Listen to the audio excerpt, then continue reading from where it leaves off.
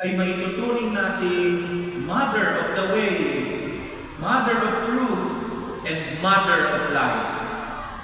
Katakmang-akma sa Birhen ng Antipolo ang pagkilala natin kay Maria bilang ina ng daan, ina ng katotohanan at ina ng buhay.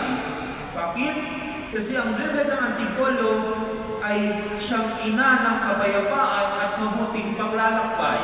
Our Lady of Peace and Good Voyage. Si Jesus, tanging si Jesus ang magdudulot sa atin ng kapayapaan, peace. Peace in our mind, peace in our heart, peace in our life. At tanging si Jesus ang magdudulot sa atin ng mabuting paglalakbay. At itong si Maria, na ating ina, ang tutulong sa atin, ang maglalapit sa atin kay Jesus upang makamit natin ang kapayapaan at mabuting paglalakbay.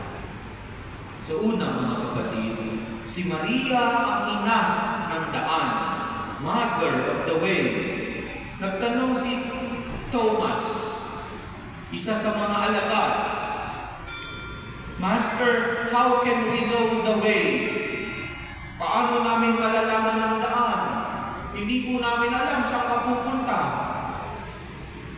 Lingid sa kanilang kaalaman na sa ilang sandali na lang, ilang araw na lang, mula nang magtanong si Tomas, malalaman nila ang sagot. Malalaman nila ang daan. Ang daan na tinatanong niya ay ang daan ng krus ni Jesus. Tayong lahat bilang mga Kristiyano, ito rin ang daan. Ang daan ng krus. Ang tanging daan.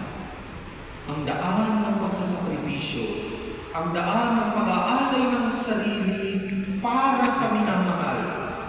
Kung iyon ang nilalakaran ninyo sa inyong buhay, ang daan na nagsasakripisyo kayo para sa inyong mga anak, ang daan na iniaalay ninyo ang inyong sarili para sa inyong asawa, para sa inyong pamilya, naroon kayo sa tamang daan. Sa daan ng krus ni Jesus, itong daan na ito ay dinaanan ni Jesus at dinaanan din ng mahal na Birhen.